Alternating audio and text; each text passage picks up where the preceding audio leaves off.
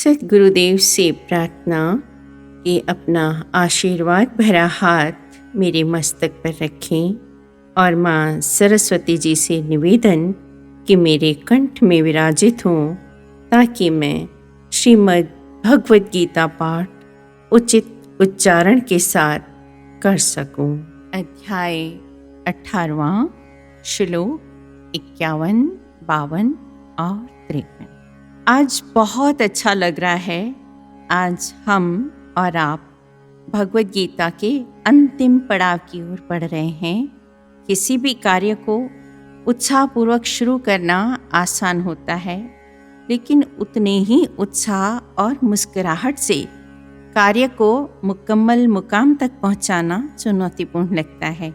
मगर आप सभी का प्यार मुझे समुचित पोषण देता रहा। हृदय से आभारी हूँ आप सबकी। मेरे सद्गुरुदेव ने मुझसे चंद बहुमूल्य शब्द कहे हैं जो कि मैं आपसे शेयर कर रही हूँ। उन्होंने कहा कि एक होता है श्रेय, अर्थात जो आपके लिए हितकर हो। एक होता है प्रेय, जो आपको प्रिय लगे। अगर हमें ज्ञान सुनाना ही प्रिय लगे तो कोई अर्थ नहीं रह जाता। ज्ञान सुनाना और सुनना तब सफल है जब हम पूरी ईमानदारी से उसे आचरण में लाने का प्रयत्न करें। प्रयास करेंगे तो ईश्वर सफल होने में अवश्य ही हमारी मदद करेंगे। सभी दुखों का मूल डर है। भगवान कहते हैं, निर्भय होकर मेरी शरण में आ जा, क्योंकि ईश्वर की सत्ता से बड़ी कोई सत्ता नहीं है। भगवद गीता भगवान श्री कृष्ण की वांग्मय रूप है, अर्थात साक्षात वाणी रूप हैं। जैसे कोई भी डिग्री हासिल करने के लिए एंट्रेंस एग्ज़ाम देते हैं ना, जैसे PMT, PT, CPT, CAT, MAT वगैरह, वैसे ही भगवान भगवद गीता के 18वें अध्याय के इन 3 श्लोकों में स्वयं तक पहुंचने का सरलतम मार्ग बता रहे हैं। अध्याय 18वां, श्लोक 51, 52 और 53। भगवान कहते हैं कि विशुद्ध बुद्धि से युक्त और हल्का, सात्विक तथा नियमित भोजन करने वाला, शब्द आदि विषयों को त्याग कर एकांत और शुद्ध स्थल पर निवास करने वाला, सात्विक धृति के द्वारा इंद्रियों का संयम करके मन, वाणी और शरीर वश में करने वाला, राग और द्वेष को सर्वदा नष्ट कर वैराग्य का भली भांति आधार लेते हुए तथा अहंकार, बल, गर्व, काम, क्रोध और धन और भोग पदार्थों के संग्रह का त्याग कर निरंतर ध्यान योग में परायण रहने वाला, ममता रहित, शांति युक्त पुरुष सच्चिदानंद ब्रह्म में विलीन हो जाने के लिए अधिकारी या समझ लिए योग्य हो जाता है। इन तीनों श्लोकों में वर्णित साधन प्रत्येक व्यक्ति को अपने अपने वर्ण धर्म का भली भांति अनुसरण करते हुए अपनाने हैं। इन साधनों की ओर अध्याय के 18वें श्लोक की टीका में भी संकेत किया गया है। पहला है शुद्ध बुद्धि। बुद्धि 3 प्रकार की है, मति, कुमति और सुमति। ज्ञान प्राप्ति के लिए सुमति की आवश्यकता है, अर्थात करने योग्य और न करने योग्य कर्मों का पूरा पूरा ध्यान रहे। मन में ऐसे किसी कर्म करने का विचार भी उत्पन्न न हो जो धर्म के प्रतिकूल हो। यह भक्ति और ज्ञान का प्रथम चरण है। इसलिए आवश्यक है कि नियम पूर्वक किसी धर्म पुस्तक का अभ्यास किया जाए। जो हमें करना चाहिए वो हम कर रहे हैं, लेकिन और अधिक अच्छा करने की संभावना है। लेकिन जो हमें नहीं करना चाहिए वो हमसे हो रहा है या हो जाता है अनजाने में, उससे बचना है। ज्ञान को आचरण में लाने की साधना जीवन पर्यंत होनी चाहिए। हमें ईश्वर की पात्रता के योग्य बनना है, क्योंकि अभी तो करुणा करके प्रभु ने अपनी ओर लगाया ही है। दूसरा है धृति। धृति वह अमूल्य गुण है जिसके बिना आत्म मार्ग पर चलना अत्यंत कठिन है, क्योंकि उस मार्ग में पग पग पर बाधाएं आती हैं, जिनको दूर करने के लिए अत्यंत धैर्य की आवश्यकता होती है। अर्जुन जैसे शूरवीर भी धैर्य की कमी के कारण घबरा गए, किंतु भगवान श्री कृष्ण ने उन्हें गीता ज्ञानोपदेश देकर बचा लिया। केवल दुखों और आपदाओं के समय ही धैर्य आवश्यक नहीं है, अपितु सुख में भी आवश्यक है। नहीं तो अत्यंत हर्ष के कारण कई लोग अपने प्राण भी संकट में डाल बैठते हैं, जिन्हें धैर्य नहीं सर्वनाश का कारण बनता है। आत्महत्याएं हो रही हैं, हत्याएं हो रही हैं, तलाक हो रहे हैं, इन सभी के पीछे भी बहुत बड़ी बात नहीं होती, बस धैर्य की कमी ही होती है। अपने को अक्लमंद और दूसरे को बेवकूफ़ समझते हैं, बस यहीं पर धैर्य डगमगा जाता है। नियमितता तीसरा गुण है, नियमितता और संयम। इसका अर्थ है जैसे प्रकृति के सभी कार्य सूर्य चंद्र का उदय अस्त नियमानुसार होता है और एक पल का भी अंतर नहीं पड़ता, मनुष्य को भी अपना जीवन नियम पूर्वक बिताना चाहिए। ये नियम हमारे शास्त्रों, पुराणों, संत महात्माओं की वाणियों में वर्णित हैं। ये बहुत ही महत्वपूर्ण गुण है। भोले बाबा के ज्योतिर्लिंग पर जलाधारी इसका प्रतीक है। हम साधना में कितने नियमित हैं, जैसे एक एक बूंद निरंतर शिवलिंग के ऊपर टपकती रहती है। जैसे जीव की यात्रा शिव की ओर निरंतर चलती रहेगी, तो ही हम उस ओर सतर्क होकर संयम पूर्वक चलें। रास्ते में बाधाएं कई आएंगी, उन्हें लांघना ही होगा। चौथा है शब्द स्पर्श आदि विकारों से बचना।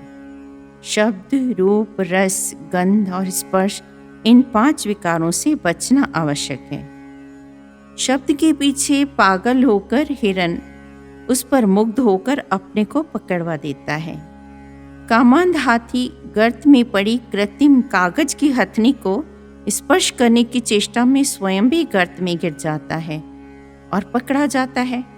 रूप का लोभी पतंगा दीपक पर मुग्ध होकर जीवन समाप्त कर देता है। रस के लोभ में मछली कांटे में खाने की वस्तु को लेने के प्रयास में स्वयं भी अटक कर प्राण खोती है। भ्रमर कमल गंध पर मुग्ध होकर उसे छोड़ता नहीं और सूर्यास्त होने पर कमल के बंद हो जाने से घुटकर अपने प्राण खो बैठता है। अतः मनुष्य इन 5 विषयों के अधीन होकर अपने को कैसे बचा सकता है? उन सब प्राणियों में तो एक एक दुर्गुण है, लेकिन इंसान में 5 विषयों से अपने को बचाना है। लेकिन मनुष्य इन 5 विकारों से कैसे बचे? पहला तो है शब्द, अर्थात प्रशंसा से मनुष्य आत्ममुग्ध होकर अपना अहित कर बैठता है। मनुष्य को रूप पर आकर्षित होना सर्वनाश की पहली सीढ़ी है।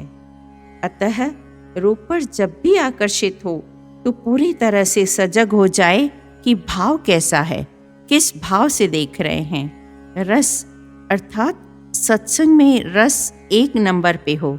कोई और रस अर्थात संसार के किसी व्यक्ति या वस्तु में इतना राग या रस न हो कि सत्संगति दूसरे नंबर पर लगे और स्वाध्याय हमें दूसरे नंबर पे लगे।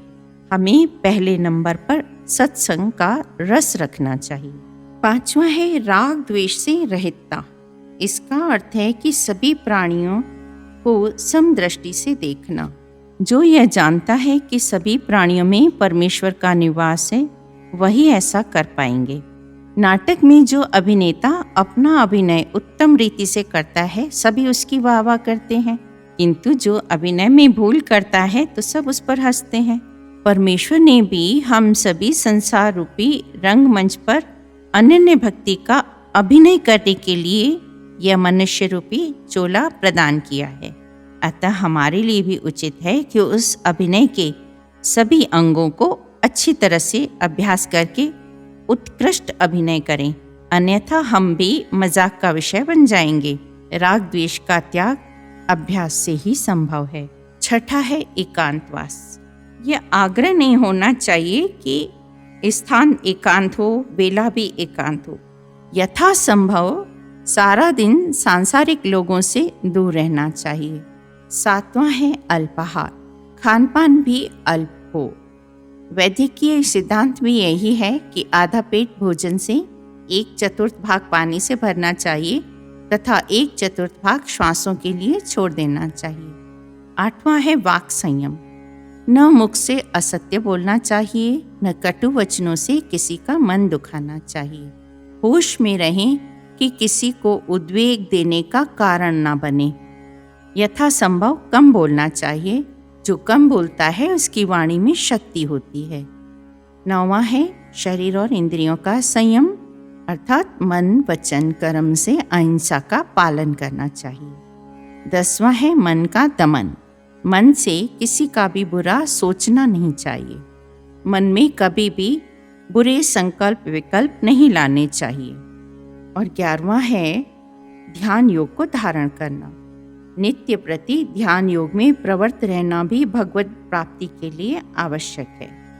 भागवत पुराण में बताया गया है कि कैसे मार्कंडेय मुनि ने ध्यान योग से इतनी सिद्धि प्राप्त की कि उन्होंने ईश्वर की सारी माया और महाप्रलय का दृश्य अपनी आंखों से देखा और उनकी आयु सहस्त्रों वर्षों की बताई गई है।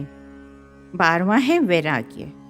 वैराग्य बाहरी दिखावे का नहीं बल्कि आंतरिक होना चाहिए, यही सच्चा वैराग्य है।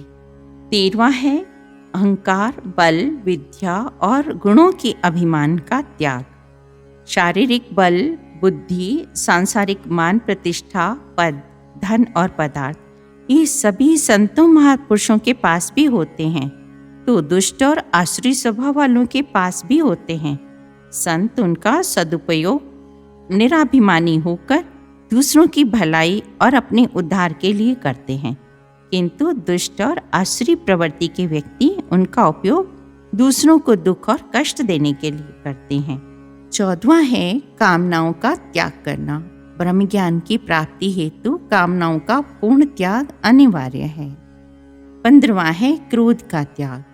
क्रोध एक आसुरी लक्षण है और ब्रह्म ज्ञान के पथ में सबसे बड़ा विघ्न है। क्रोध से धर्म और मर्यादा दोनों का नाश हो जाता है। 16वां है मोह ममता का त्याग। ब्रह्मपंथियों के लिए यह अनिवार्य है। सभी से स्नेहमय व्यवहार करते हुए किसी में भी आसक्त नहीं हो। इन लक्षणों को धारण करने से ही मनुष्य जन्म मरण के बंधनों से मुक्त हो सकता है। श्लोक 54।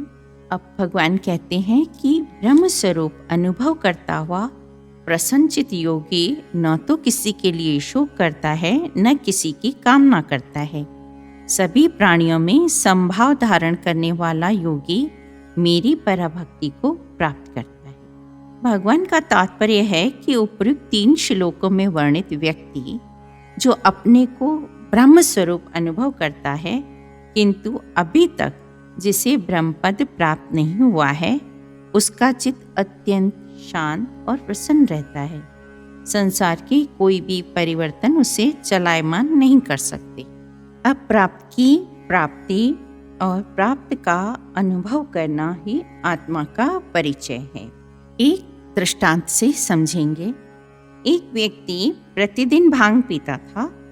एक बार भांग पीकर वह बाजार को गया। वहां तीव्र वायु के कारण उसकी पगड़ी गिर गई, किंतु उसे पता ही नहीं चला। जैसे ही जाने को हुआ तो पगड़ी पर दृष्टि पड़ी। उसने समझा कि ये किसी दूसरे की पगड़ी मेरे हाथ लगी है। बड़ा प्रसन्न हुआ। घर में आया तो किसी ने पूछा कि पगड़ी हाथ में क्यों ले रखी है। वह बोला कि यह तो मैंने रास्ते में पाई है। तब उससे पूछा, तेरी पगड़ी कहाँ गई? माथे पर हाथ लगाया, देखा पगड़ी तो है ही नहीं। उसकी सारी प्रसन्नता लुप्त हो गई, क्योंकि वह समझ गया कि हाथ में पकड़ी हुई पगड़ी तो उसी की है। इस प्रकार ज्ञानवान को यह ज्ञात होता है कि मुझे अपना ही स्वरूप प्राप्त होता है, उससे कुछ भिन्न नहीं। तब उसका आनंद आनंद में समा जाता है, अर्थात उसको अलग, भिन्न या पृथक हर्ष या आनंद नहीं मानता। वह पहले ही यह जान जाता है कि वह स्वयं सच्चिदानंद स्वरूप है, इसलिए वह सदा प्रसन्नचित्त रहता है, किंतु उसे कोई बाहर से आनंद प्राप्त नहीं होता। गीता का यह ज्ञान केवल संसार से विरक्त साधु सन्यासियों के लिए नहीं है, प्रत्युत सभी वर्णों आश्रमों के लोगों के लिए है। गीता में सभी व्यवहार और परमार्थ की बातों का वर्णन है। अन्य सभी ग्रंथ उसी के आधार पर बने हैं। गृहस्थ व्यवहार की सभी शिक्षाएं भी उसी के अंतर्गत आ जाती हैं। श्लोक 55।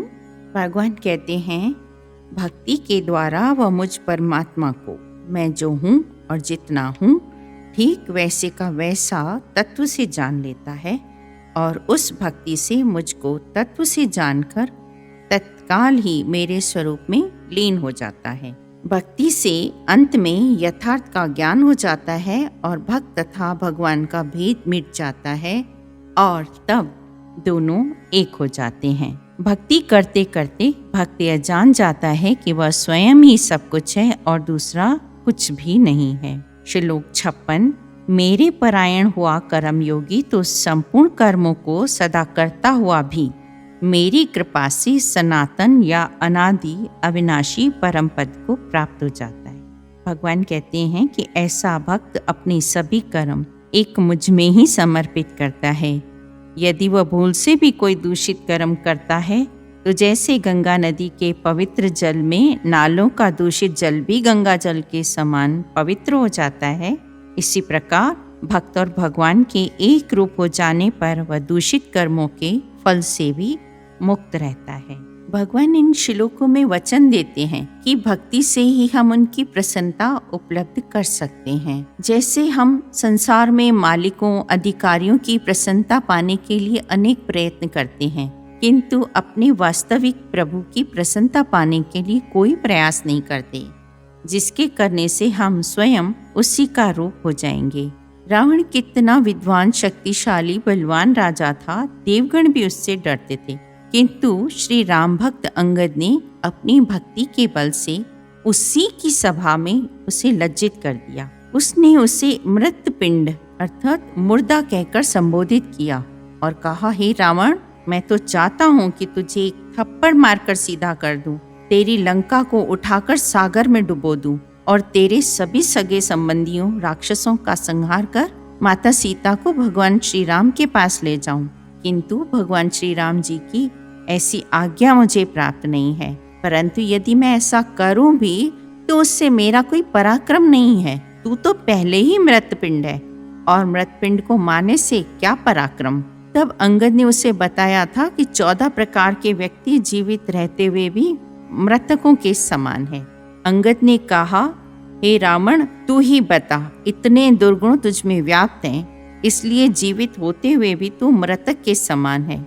देखिए ना, सच्चाई में कितना बल है कि महाबलवान मेघनाथ जैसे पुत्र के सम्मुख अंगद ने ये शब्दोच्चारण किए थे। श्लोक 57 और 58। भगवान कहते हैं कि सभी कर्मों को मुझ में समर्पण करके तथा समबुद्धि रूप योग का आधार लेकर सदा मेरे परायण होकर निरंतर मुझ में ही अपना चित्त लगाने वाला बन। मुझ में अपना चित्त लगाकर तू मेरी कृपा से सभी संकटों को अनायास ही पार कर जाओगे। किंतु यदि अहंकार के कारण मेरे वचनों को नहीं सुनोगे तो नष्ट हो जाओगे या अपने कर्तव्य पथ से भ्रष्ट हो जाओगे। श्लोक 59, 60 और 61। भगवान कहते हैं, यदि तुम अहंकार के कारण मानते हो कि मैं युद्ध नहीं करूंगा तो तुम्हारा यह निश्चय मिथ्या है, क्योंकि तुम्हारा स्वभाव तुम्हें बलपूर्वक युद्ध में लगा देगा। हे कुंती पुत्र, जिस कर्म को तुम मोह के कारण करना नहीं चाहते उसको भी अपने पूर्वकृत स्वाभाविक कर्म से परवश होकर अवश्य ही करोगे। हे अर्जुन, शरीर रूपी यंत्र पर आरूढ़ हुए सभी प्राणियों को अंतर्यामी परमेश्वर अपनी माया से उनके कर्मों के अनुसार भ्रमण कराता हुआ समस्त प्राणियों के हृदय में निवास करता है। इन श्लोकों में भगवान अर्जुन को सावधान करते हैं, यदि तुम किसी भी कारण से हठपूर्वक युद्ध से विमुख हो जाओगे तो भी छात्र धर्म जो तुम्हारा स्वभाव है वह तुमसे युद्ध कराएगा। यह तुम्हारा मिथ्या भ्रम है कि तुम अर्जुन हो और ये तुम्हारे सगे संबंधी हैं और इनका संहार करने से तुम्हें पाप लगेगा। पूर्व कर्मों के कारण तुम्हारे रक्त में वीरता है, अतः अपने स्वभाव से वशीभूत होकर इच्छा न होते हुए भी तुम युद्ध करोगे। श्लोक 62, 63 और 64। इसलिए हे भरत, सर्व प्रकार से उस परमेश्वर की शरण में जाओ उस परमात्मा की कृपा से तुम परम शांति को तथा सनातन परम धाम को प्राप्त करोगे। इस प्रकार मैंने तुझे यह गोपनीय से भी अति गोपनीय ज्ञान बता दिया है। अब तुम इस रहस्य युक्त ज्ञान को पूर्ण रूप से भली भांति विचार कर जैसा चाहते हो वैसा करो। संपूर्ण गोपनीय से भी अति गोपनीय मेरे इस अति रहस्यमयी युक्त वचन को तुम फिर से सुनो। तुम मेरे अतिशय प्रिय हो, इसलिए यह परम हितकारी वचन मैं तुमसे कहूँगा। भगवान अर्जुन से कहते हैं कि अपने मन में कोई भी कामना धारण मत करो, क्योंकि शरण पथ की दो मुख्य बाधाएं कामनाएं और अहंकार है। अर्जुन, मैंने तुम्हें संपूर्ण गोपनीय से अति गोपनीय यह ज्ञानोपदेश दिया है। संसार में हर एक अपने धन को छिपा कर रखता है, किंतु मंत्र को तो और भी गुप्त रखा जाता है और उससे भी गुप्त सिद्धियों को रखा जाता है, किंतु उन सबसे भी परम गोपनीय है आत्मज्ञान। अर्जुन, तुम मेरे अत्यंत प्रिय हो, अतः तुम्हारे न पूछने पर भी मात्र तुम्हारे कल्याण के लिए मैंने गोपनीय से गोपनीय रहस्य संक्षिप्त में पुनः बताता हूँ। यद्यपि यह मैंने विस्तार पूर्वक पहले भी बताया है, परंतु मैं इसका पुनरुच्चारण कर रहा हूँ ताकि तुम्हारे मन में वह बात अच्छी तरह से स्थित हो जाए। मैं तुमसे सच्ची प्रतिज्ञा करता हूँ, क्योंकि तुम मेरे अत्यंत प्रिय हो, मुझ में अपना मन लगा लो, मेरे भक्त बन जाओ, अपने आप को मुझे समर्पित कर दो और मुझको प्रणाम करो। ऐसा करने से तुम मुझे ही प्राप्त होगे। श्लोक 66। समस्त कर्मों को मुझ में समर्पण करके तुम केवल एक मेरी ही शरण में आ जाओ, तुम्हें सभी पापों से मुक्त कर दूंगा। तुम शोक मत करो, किसी भी प्राणी के प्रति द्वेष, धिक्कार या शत्रुता धारण मत करो। मुझे ही अपना आधार और लक्ष्य मानो, तो फिर तुम अवश्य ही मेरी कृपा से पूर्ण ज्ञान प्राप्त कर लोगे और मुझ में लीन हो जाओगे। अर्जुन के माध्यम से प्रभु का यह आदेश हमारे लिए ही है। वे हम सभी को आत्मलीन करने के लिए आतुर हैं, सिर्फ हमें ही सच्चाई से इसके लिए प्रयत्न करना है। इन श्लोकों के साथ ही भगवान ने श्रीमद् भागवत गीता का ज्ञानोपदेश समाप्त किया और पुनः अर्जुन से कहा। श्लोक 67, 68 और 69। यह गीता का ज्ञान किसी भी समय में न तो तप रहित मनुष्य से कहना चाहिए, न भक्ति रहित व्यक्ति से, और न बिना सुनने की इच्छा वाले को ही कहना चाहिए। जो मुझ में दोष दृष्टि धारण करता है उसे तो कभी भी नहीं कहना चाहिए। जो व्यक्ति मुझ में परम भक्ति धारण करते हुए अत्यंत रहस्य युक्त गीता शास्त्र को मेरे भक्तों में प्रचार करेगा, वह मुझको ही प्राप्त होगा, इसमें कोई संदेह नहीं है। उससे बढ़कर मेरा प्रिय कार्य करने वाला मनुष्य में कोई भी नहीं है, तथा समस्त पृथ्वी में उससे बढ़कर मेरा प्रिय दूसरा कोई भविष्य में भी नहीं होगा। श्लोक 70। जो पुरुष इस धर्ममय हम दोनों के संवाद अर्थात गीता शास्त्र को पढ़ेगा, उसके द्वारा भी मैं ज्ञान यज्ञ से पूजित होऊंगा, ऐसा मेरा मत है। 4 प्रकार के यज्ञ कहे गए हैं। वेद विहित विधि अनुसार पूर्ण सामग्री और मंत्र आदि के द्वारा जो यज्ञ किए जाते हैं। दूसरे, जो वाणी से किसी मंत्र के नियमित उच्चारण को जप यज्ञ कहते हैं। मन ही मन मंत्र का जाप करने को उपासना यज्ञ कहते हैं। ये तीसरा, अपने इष्ट देव या प्रभु का मन में ध्यान करना मानस यज्ञ कहलाता है। जो चारों यज्ञों में उत्तम और अधिक फलदायक माना जाता है वह है ज्ञान यज्ञ। उपरोक्त श्लोक में भगवान गीता पाठ के फल का वर्णन करते हैं कि गीता का अभ्यास करना, पाठ करना या गुरु के द्वारा उसे समझने का अर्थ है ज्ञान यज्ञ द्वारा भक्ति और श्रद्धा पूर्वक भगवान की उपासना करना। और उपासना का एक ही लक्ष्य है कि आत्मज्ञान की प्राप्ति से अमर पद को प्राप्त किया जाए। भगवान इन श्लोकों में स्पष्ट रूप से कहते हैं कि गीता अभ्यास से वह लक्ष्य प्राप्त किया जा सकता है।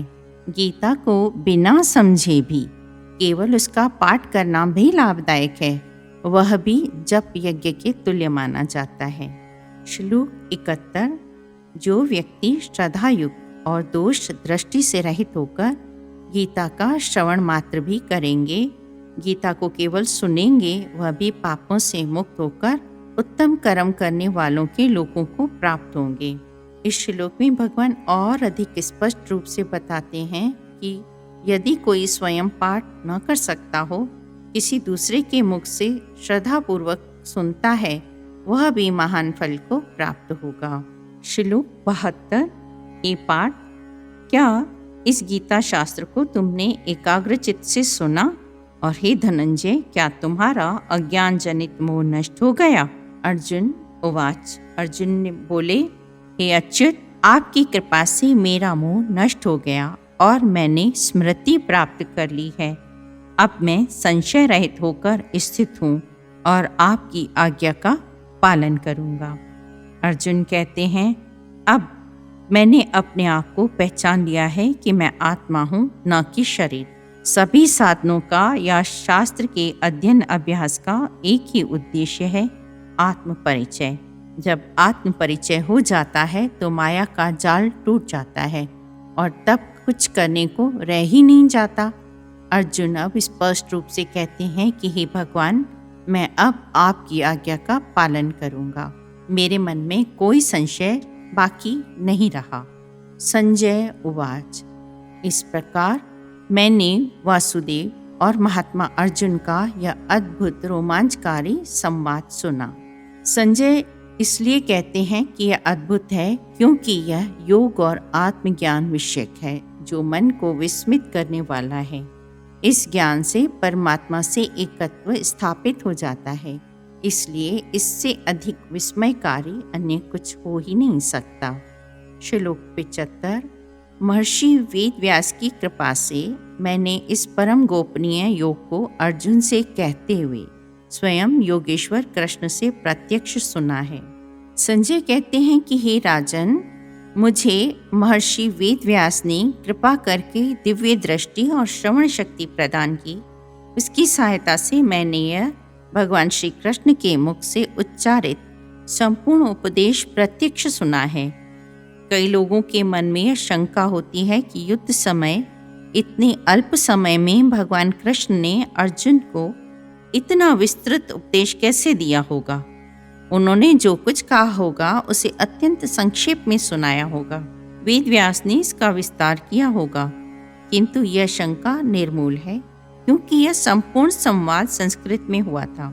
गीता के समस्त श्लोकों का उच्चारण 1.5 घंटे में हो सकता है। यदि कुछ तीव्र गति से किया गया तो 1 घंटे में भी हो सकता है। कृष्ण जैसा अवतार और अर्जुन जैसा निष्णात बुद्धि जिज्ञासु क्या 1-1.5 घंटे में यह संवाद नहीं कर पाए होंगे? संजय भी स्पष्ट रूप से कहते हैं कि यह संवाद मैंने स्वतः अपने कानों से सुना है और यह सारी घटना अपनी आंखों से देखी है, जिससे यह स्पष्ट होता है कि इसका एक एक अक्षर श्री कृष्ण के ही मुख से उच्चारित हुआ है, अन्यथा वाणी में कुछ अंतर परिलक्षित होता। संजय आगे कहते हैं, यह सभी कुछ देख सुनकर मेरे तो रोंगटे खड़े हो गए हैं। श्लोक 76, 77 और 78। हे राजन, भगवान श्री कृष्ण और अर्जुन के इस कल्याणकारी और अद्भुत संवाद को पुनः पुनः स्मरण कर मैं बार बार हर्षित हो रहा हूँ। हे राजन, श्री हरि के उस अत्यंत विलक्षण रूप को मैं पुनः पुनः स्मरण करके महान आश्चर्य होता है और मैं बार बार हर्षित हो रहा हूँ। संजय बोले, जहाँ योगेश्वर श्री कृष्ण है, जहाँ गांडीव धनुषधारी अर्जुन है, वहीं पर राज्य लक्ष्मी है, विजय है, सुख संपत्ति है तथा अचल न्याय है, ऐसा मेरा मत है। इस श्लोक को एक श्लोकी गीता भी कहा जाता है, अर्थात इस एक ही श्लोक का बार बार उच्चारण करने से संपूर्ण गीता पाठ का फल प्राप्त होता है। इस श्लोक में संजय धृतराष्ट्र को स्पष्ट रूप से बताते हैं कि युद्ध में पांडव ही विजयी होने वाले हैं, कौरव नहीं, क्योंकि सर्वशक्तिमान भगवान श्री कृष्ण और महाधनुर्धर अर्जुन पांडवों के पक्ष में हैं। पांडव भगवान के भक्त हैं, न्याय भी उन्हीं की ओर है, इसलिए भगवान अवश्य अपने भक्तों के सम्मान की रक्षा करेंगे। और तेरे विमूढ़ पुत्रों ने जो अपने ही भाइयों के साथ अधर्मपूर्ण व्यवहार किया है, उन पर अत्याचार किया है, अन्याय किया है, तो वो फल भोग कर ही रहेंगे। संजय के कहने का तात्पर्य था कि चक्षु अंध धृतराष्ट्र बुद्धि अंध न बने, पुत्रों को समझाएं कि व्यर्थ में युद्ध न करें और पांडवों से सम्मानपूर्ण संधि करें। किंतु पुत्र मोहान धृतराष्ट्र को यह परामर्श देना तो औंधे घड़े पर पानी डालना था। उस पर कोई प्रत्यक्ष प्रभाव न हुआ और महाभारत का युद्ध होकर ही रहा, जिसका दुखद परिणाम धृतराष्ट्र को भी भोगना पड़ा। इस प्रकार श्री भगवान के द्वारा कहे गए उपनिषद में ब्रह्म विद्या के अंतर्गत कर्म योग शास्त्र संबंधी श्री कृष्ण और अर्जुन के संवाद रूप में मोक्ष संन्यास योग नामक 18वां अध्याय समाप्त हुआ। ओम शांति शांति शांति। हरि ओम तत्सत, हरि ओम तत्सत, हरि ओम तत्सत, हरि ओम तत्सत। नारायण नारायण नारायण नारायण।